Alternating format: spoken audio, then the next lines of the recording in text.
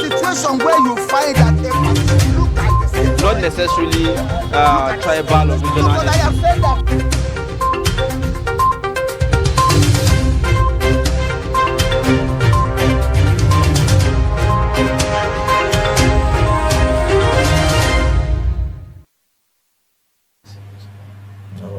All right, you're still watching Daybreak on Trust Television. It's now time to take a look at some of the stories that made the headlines on our dailies this morning. We're going to be starting with the Daily Trust newspaper.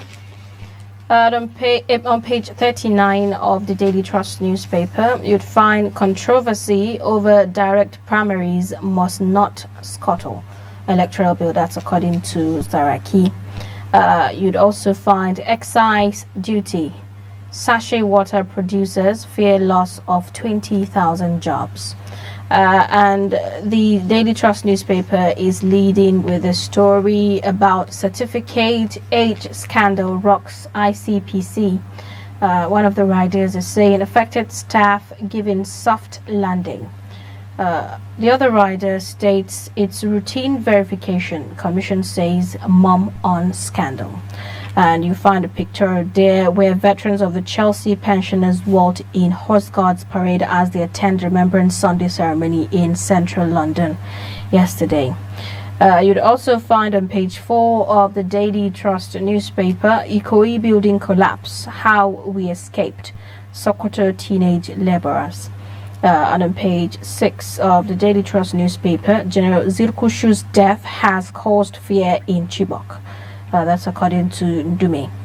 And on page 34 of the Daily Trust newspaper, you'd find ASU wades in as Unilori lecturer beaten by student recovers. That's absurd, really. You'd find the details of that story on page 34 of the Daily Trust newspaper. And right on page 6, you'd find Nigerian editors get 93.3 million US grant for capacity building. So these are some of the stories on the Daily Trust newspaper. All right, next we look at the Nation newspaper this morning. The first story there you'd cite at the very top is man worried over looming 1.9 trillion naira revenue loss, and that's on page 23 of the Nation newspaper. The next story there says 3,500 killed by cholera, says NCDC, and with the rider 100,000 cases reported. You'd also find NDLEA seizes 4.9 billion naira cocaine, heroin. The other story there says world leaders, activists, COP26 deal disappointing, and that's on page 30. The lead story on the Nation newspaper says how federal government plans to utilize fresh foreign loans. And well, you see details of that. Another story of interest is that of Ndume. He says ISWAP regrouping in Borno North, and the writer says Minister knocks US group. And something fascinating there that you might not see or pay attention to, rather, is the pictorial there showing you a malnourished lion. It says that it's a lion in Imo State Zoological Garden and Wildlife Park, and you could see how malnourished that lion is looking. Only God knows what that lion will do when he finds his way out, loose, of that place. But why keep an animal that and you can't care for them? You can't care for them. I mean, the caption below that says that. The garden is said to have lost 38 million animals due to starvation. And that's disheartening, really. That's punishment. That's terrible. I mean, if we can't keep, look after these animals and provide what is needed for their feeding, then why keep them? Just let them go. Well, that's that for the Nation newspapers, anyways. Okay, let's take a look at other stories. Let's look at the Guardian newspaper this morning. You'd find on the Guardian newspaper, manufacturers lose 50% half-year profit to operating forex costs. You'd also find epileptic power supply, exchange rate rise, cost of production by 30%. One of the riders also states stakeholders urge federal government to reschedule existing loans, grant tax holiday to firms. You'd also see local sourcing of raw materials, solutions to forex scarcity. That's according to Manufacturers Association of Nigeria. You'd also find on page 5 of the Guardian newspaper, ISWAP regrouping around Lake Chad, Ndume warns. And on page 3, you'd find Southern groups talk tough, insist zone must produce president in 2023. And on page 4, you'd find Igodalo, Peter Obi, others fault Buhari, say failed education system driving Nigerians abroad. So these are some of the lead stories on the Guardian newspaper this morning. All right, on Nigerian Tribune now, this morning, we have the first story there at the top, how 1.5 trillion naira COVID-19 fund was spent. That's according to Finance Ministry. You'd also see APC releases timetable for Ekiti Osun gubernatorial poll, silent on mode of primary. So you'd find that as we are, I'll say, as we rounded up the Anambra gubernatorial election, we're now getting set for Ekiti and Osun next year. The lead story on the Nigerian Tribune: APC cloud over convention, aggrieved members fail to shift ground. These are, I would say, the major stories on the Nigerian Tribune this morning. Okay, let's head over to the Punch newspaper. On page 37, you'd find Nigerian banks lend private sector 14.1 trillion in 1 year. You'd also find leading the story on the Punch, INEC lists core members to conduct direct primaries. One of the riders states INEC officials, federal schools, lecturers, agencies, commissions, workers lined up. The other rider states NYSC remains largest single pool of personnel available to INEC. That's according to the ex-director. And there's a very disturbing picture there where you see buses in Lagos, and there's so much flood going on there. You'd also find none of our 41 members insured Ikoyi collapsed building. That's according to the NIA. You'd also see group fumes as Unilorin female lecturer hospitalized over assault by students. You'd find the details of that story on the Punch newspaper this morning. Well then, let's welcome our viewer again in the studio. Illiyasu Gadu is in the studio with us. Good morning. Glad to be here. Good morning, you're welcome. Yeah. Great to have you. Now, let's talk about some of the stories that we see here, beginning with the fears about, excise duty for sachet water producers, fear loss of 20,000 jobs. So we are already seeing that, from the hike that we're experiencing, I would say inflation.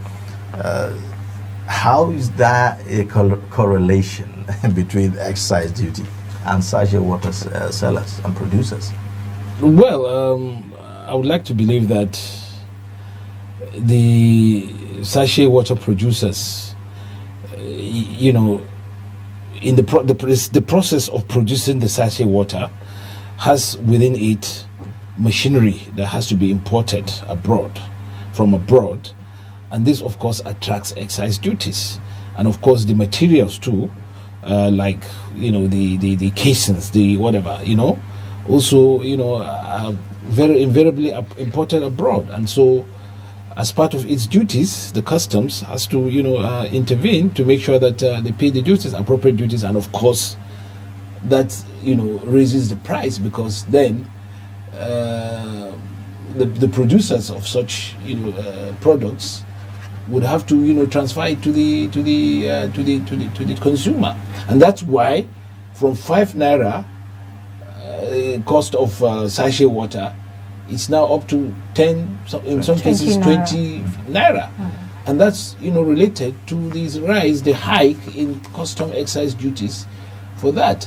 I am not aware that there is a waiver to that effect. So definitely people who are in this business will have to hike their their products so as to make to break even, or even recover their costs. Well, but it seems like because of this, there's a lot of job loss going on. Yeah, because with that comes with cost of production. Definitely, you have to add in things like the cost of power, energy to produce those things, the cost of the materials, and of course, people who engage in this business have to look at the margins, have to look at the profit they have to make, and if all this is going to eat into their profits, what happens invariably is that jobs have to be rationalized, downsized or right sized as the case may be, and then of course this leads to job losses inevitably and invariably. So that is something we have to look at, whether we should start looking at some of the issues involved in this, not just for the sachet water producers, but all round people who produce in this country, who have to import machinery, who have to import materials, to do their, to produce their stuff. Have to be one word. There has to be some kind of synergy between them and the customs and the the authorities, so as to ensure that they at least some of the jobs are kept, but not, of course, not without steaming the customs in their duties. Right. So there has to be a win-win situation really, so that jobs will not be lost, and then we don't have a hike in these prices, or at least let it be controlled in some way. Right. All right, now another story that we see, the lead story on the Daily Trust newspaper: certificate age scandal rocks ICPC. Well, you would say that a body that is meant to fight corruption itself is now being fingered when it comes to I don't know whether to laugh or cry about this really, because this is the veritable case of the hunter being hunted. Exactly. Because you would expect that the ICPC should be an institution that it be a stickler for due process, and that such things do not happen. Right. And if they have to happen at all, it has to be negligible. But here we are, the whole agency is rocked with this kind of avoidable, because they are supposed to do some diligence in recruiting the staff. It appears this was not done, and of course, the top echelon of the ICP has a case to answer, because if you are going to go, if your duty is to go after people who are involved in this kind of situation outside of within the government circles, and within yourself, your staff is involved in this, then there are questions to answer, and this has to be answered by none other than the echelon of the ICPC, because what is the name of the institution is Independent Corrupt Practices Commission.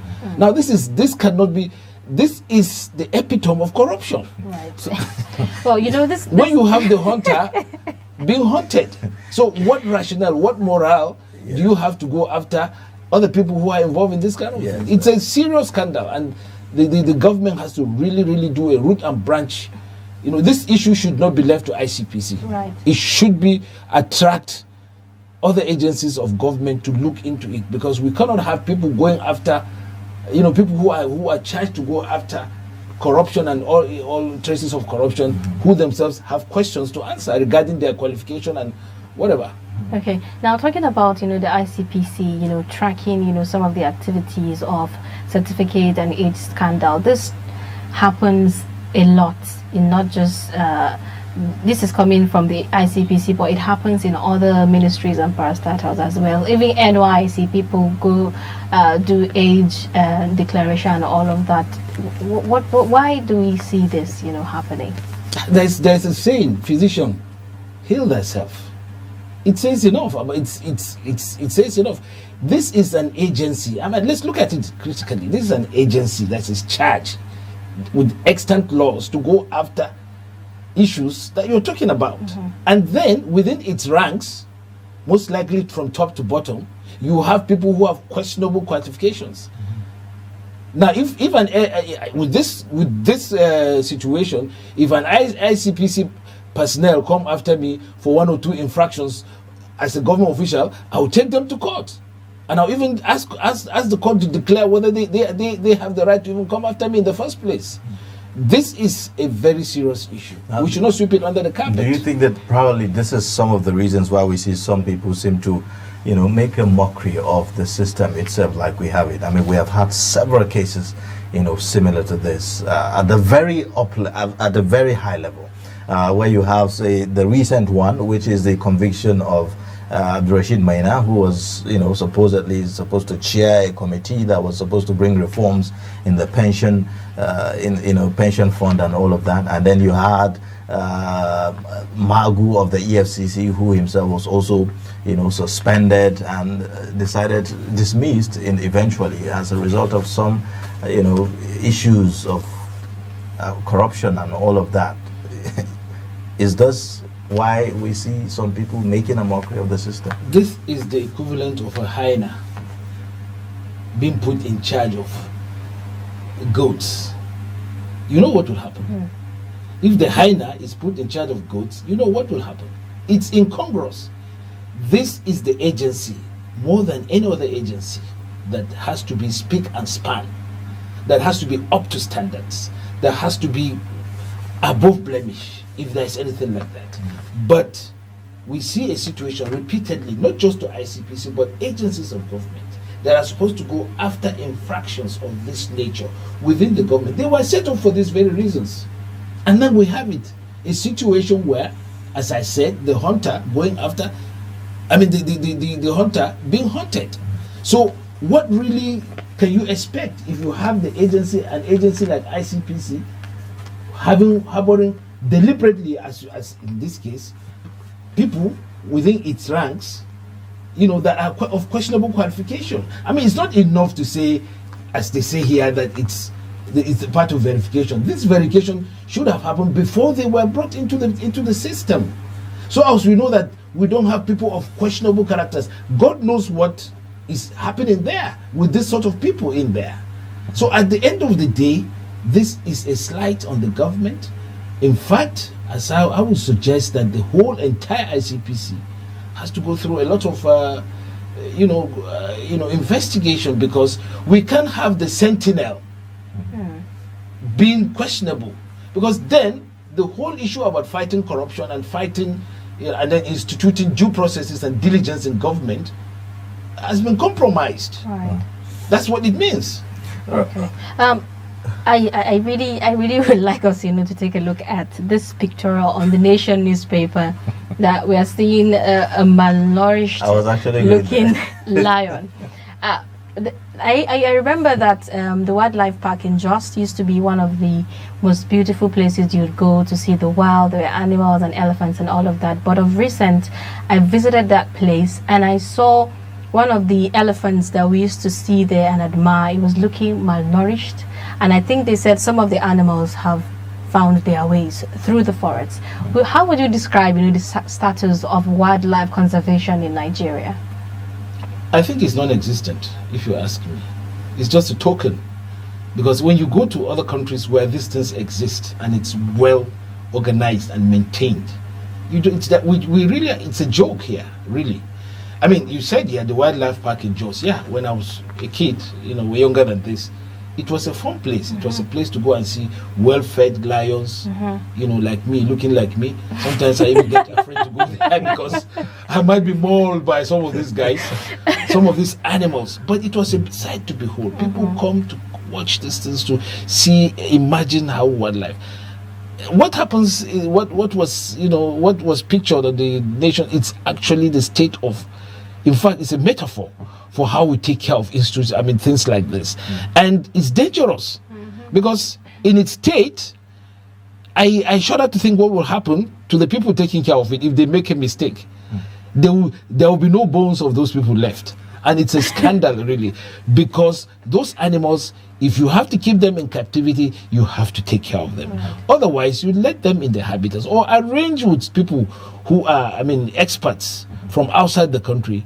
There's no compulsion to keep animals in the cages if you can take care of them. And I'm quite sure there will be budgets to take care of this. But somebody decides that, look, rather than the lion have his goats, let me have the goat.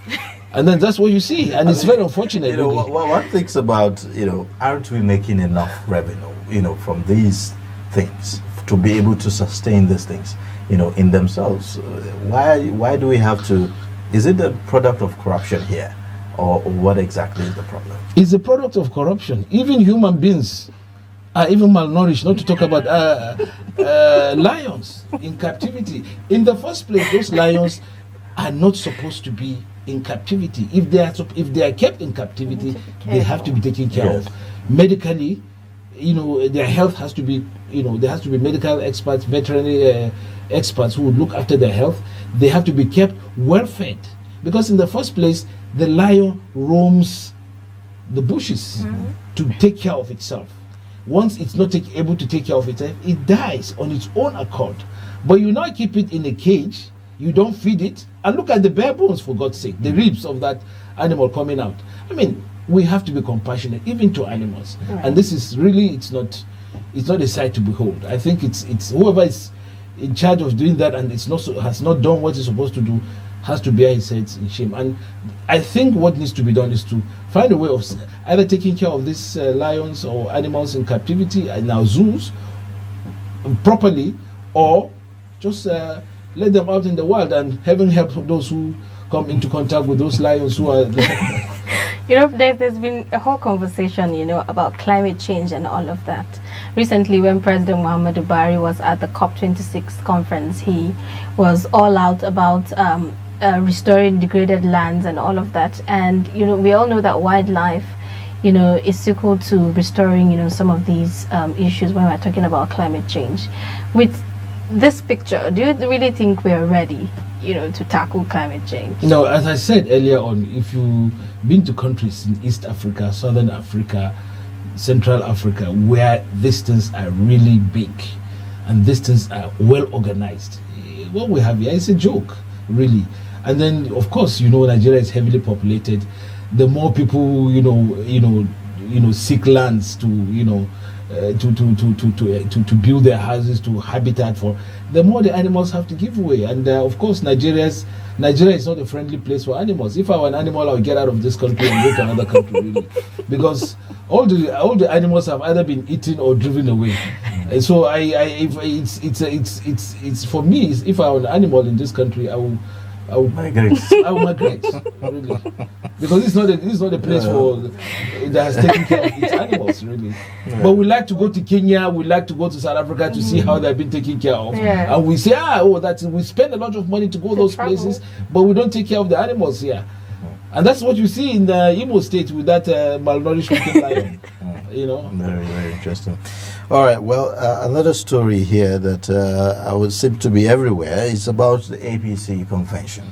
There are, just like the PDP before their convention, we are seeing fracas that are supposedly in the party. Here it says, on the Tribune, it says, cloud over convention, aggrieved members fail to shift ground. So you'll find that consensus tears apart Plateau State chapter. You would find also the Ekiti APC faction insists on court case. Matawale Marafa's feud deepens in Zamfara. APC National Secretary Akpabio sustained supremacy contests, and Oyo chapter divided over harmonization of state exco.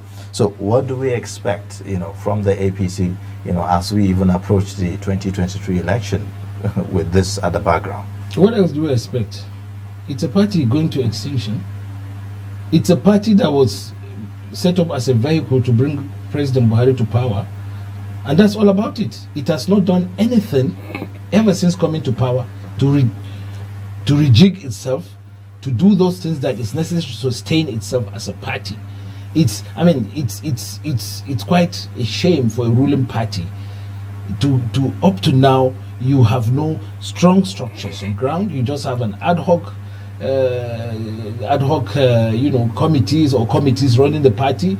You have the governor of a state that has relinquished his constitutional duties to go and run in a party that should have officers, elected officers running it, and it's now staring at the barrel because they know very well within the party that they are headed for extinction, because they know very well that convention that they are running away from, which they must face, is going to be the non-demiters for the party. And at the end of the day, they don't really have, answers to the problems that they have caused within themselves because of power play in all the parties. They've had, ward congresses, state congresses, and all that ended. When they had the ward congresses, they had about 72 parallel, they returned about 72 parallel, ward congresses in all the states. And then again, the same thing with the state congresses. And it's a party that is not within itself. It's a shame, really, for a party that a lot of Nigerians invested hope in. But now it is staring down the barrel because it cannot do the right things. Those things that made PDP to lose elections in 2015 is also happening within PDP. Let's tell them the truth. They are not conducting themselves in the right way. So do you think that this open door policy that the APC has helped in any way? This issue of, just come as you are and then your sins will be forgiven once you jump into the party and all of that. Some are pointing to that as the major problem. Yeah, because the party itself, as I said, was just a vehicle to bring one person to power. And if you look at APC, it was a party that was set up that various factions of mutually disagreeable personalities or mutually disagreeable factions came together, and they didn't do much. They just papered over the cracks.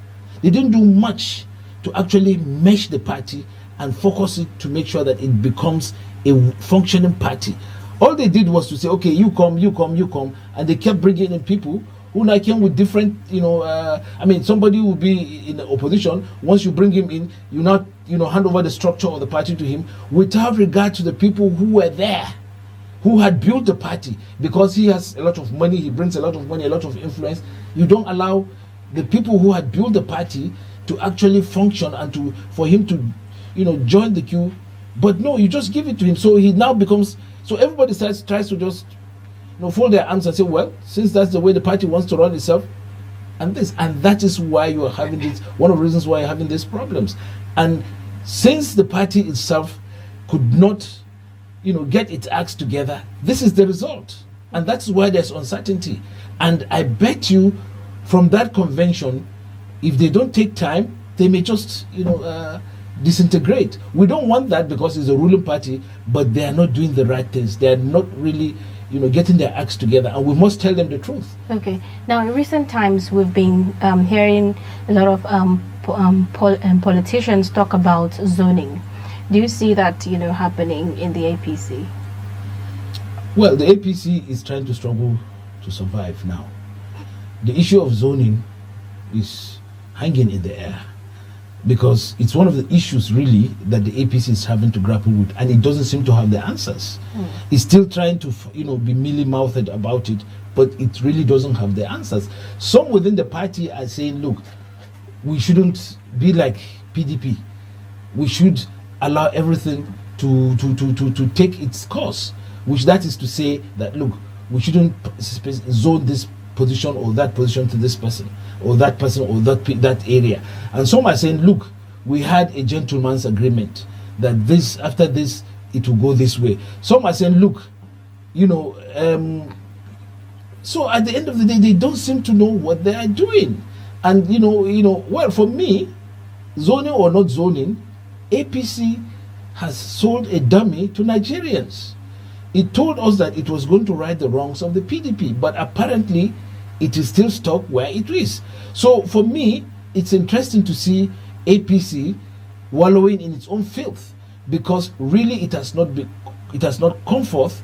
It has not been able to do those things that would make it attractive. A lot of Nigerians now don't really look at APC as the alternative that it should be, and that's why we're having these problems within the party, because they don't seem to agree on what to do and what not to do. Finally, we want to look at another story here that seemed to be everywhere. On The Guardian, it's a lead story. It says manufacturers lose 50% half-year profit to operating and forex costs. You would see also the writer saying epileptic power supply, exchange rate raise cost of production by 30%. Stakeholders urge FG to reschedule existing loans, grant tax holiday to firms, local sourcing of raw materials solution to forex scarcity, says Manufacturing Association of Nigeria. They are also worried, over looming 1.9 trillion naira revenue loss. Is it time for us to, maybe because of the recent inflation that we are seeing, maybe we should waive some of these excise duties and some of these tariffs, on some of these manufacturing companies, just so that Nigerians will not have to be paying through their nose? No, I think it's a catch-22 situation. On the one hand, yes, the manufacturers, the grounds on which the manufacturers are talking, is quite germane, because really it's a tough operating environment for manufacturers. There's so many impediments. Power generation, epileptic power supply is one of those. Cost of foreign exchange, which is going skyrocketing, is another. The environment itself, I really pity any manufacturer in this country, because they are really not operating under the conditions that a very serious manufacturer should operate. And also, we forgot to add the issue of the COVID, because the lingering effects of the COVID, it's still with us. And of course, these are things that have really, affected the manufacturing sector. But be that as it may, I think the manufacturers themselves, having been in this environment, having been part of this environment, should have by now devised ways by which they could ride over. It's not enough to complain about these things, but what measures have they taken for government? Because you see, the government itself has a lot to do. It's not just the manufacturers. What are they manufacturing? What really are they doing to justify the waivers? What really impact are they causing on the economy ordinarily without even these issues? Because we cannot allocate foreign exchange to people who are not adding value. These manufacturers, what are they producing that is adding value that we can export and earn foreign exchange? They are supposed to earn foreign exchange and say to the government, look, within this period we're being able to earn this, and by virtue of this, we need some of these breaks, some of these waivers, so that we can continue to manufacture. It's not enough to sit in your offices, and then continue to ask the federal government to give you money to import. There has to be innovation. That's how countries get out of the issues that they have. And by now, I expect the manufacturers to really pull their resources together and try to, on their own, find the initiative to solve the power problems. But they have not done that. They sit down and expect foreign exchange to be allocated to them. So really, it's a catch-22 situation, because on the one hand, the manufacturers, you have to pity them. You have to, agree with them that the environment is not really conducive. But on the other hand, this is where they need to be innovative, because they are supposed, manufacturing really is what should lift the nation. But some Nigerians listening to you now will say, well, why are you saying that? These manufacturers are the people that produce the things that we consume day to day, at least, even if it is just within Nigeria, even if they are not exporting. For instance, we talk about the issue of sachet water, for instance, just as ordinary as that may seem. Sachet water that was selling for just 5 naira, now it has to be sold 10 naira, 20 naira.